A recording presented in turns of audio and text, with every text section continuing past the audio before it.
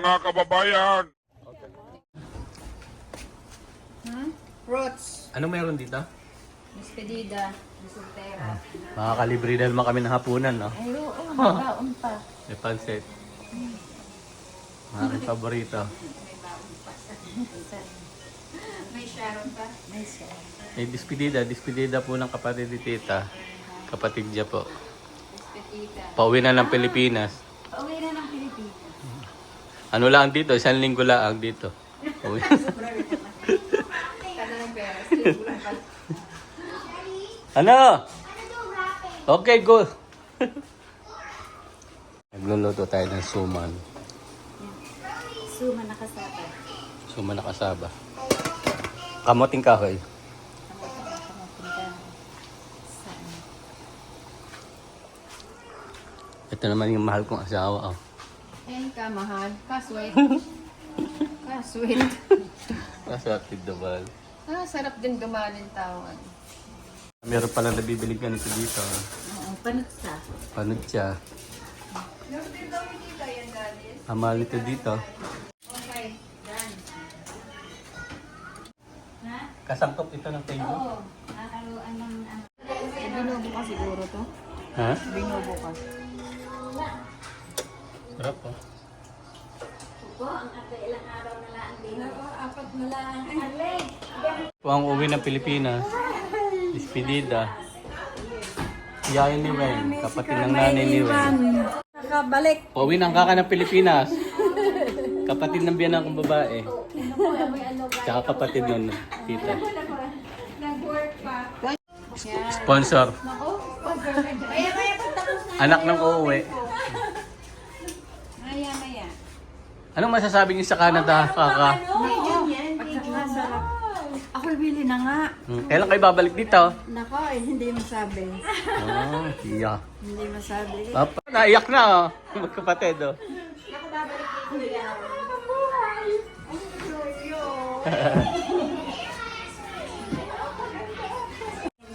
Mayroon siya talagang time para gawin yan. Effort siya. Pagtulog na sila, sulat ako. E for effort. Diba? Ikaw na. Mukhang marami pa yung bottom eh. Kaya doon na lang i-insert ni Makay.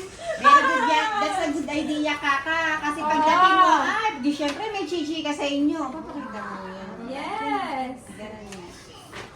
Kahit yung last trip niya, yung sa Hong Kong nilagay ko din sa album. Yak, napapalo. Sa kagalakan. Ipakita sa camera kayo naiyak. Para mapanood sa kilig. Sobrang saya. Ano, mother? Magkapatid po kasi ito. Ito ang panganay. Si Tita Guy, pangalawa sa bunso. O, dali na, Kaka. Ano, Kaka, magkakain na tayo maya. Lagay na natin. Diba? Ilagay ko muna doon. Pagkakala mo kayo sa akin dito sa weekend din. Madali lang naman. Kasi tinatawag na caging. Hindi dito. Dito na, idagdag mo dun. Dagdag ko na lang sa akin. Marami pang stay. Ate, are, ilagay mo dyan. Sayang naman kasi yung Sarap po. cheese. Yum. Cajun. Cajun po ang tawag Cajun diyan. seafood. Tamad yung maghimay.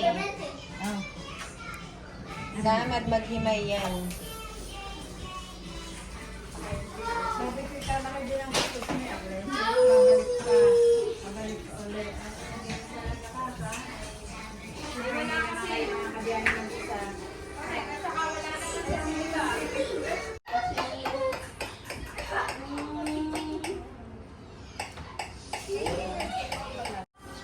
Yan. Video pa oh. Hello! Padispirida namin ito sa aming pinakamamahal na Kapatid. Ang panganay namin.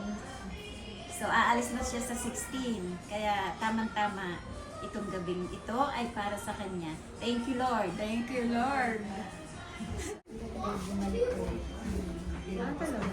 Kakakanin? Gano'ng karami? Ito, konti lang. Okay yan, okay yan. Kita kanin?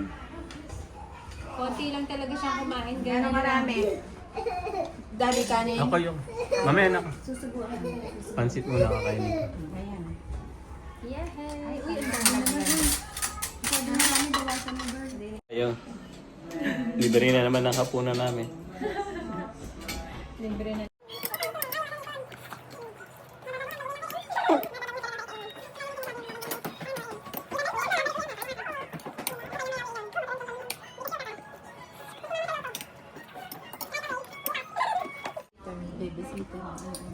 Extra din yun sa kanya. Tingnan.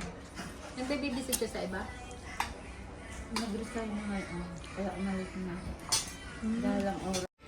Bukas kumain na rin ng hipos. Kailangan mo pakainin. Paborito niya ng hipos. Inggit yung isa dyan. Hindi pa siya pwedeng kumain. Uwi na tayo. Oh, magpapalam ng kaka. Paano na nga ka? Ano masasabi mo sa mga taga-Canada? Ako'y walang masasabi. Talagang napakasarap ng buhay dito. Kukunin uli kayo na Terlane. Mga isang linggo uli. Magbabayad ng ticket! Parang ganun. Sobra. Yeah, uuwi na po siya pa Philippines. Bye-bye. Siya na gano'n. Bye-bye po. Ingat po kayo. Dito, kaka. Picture din kami.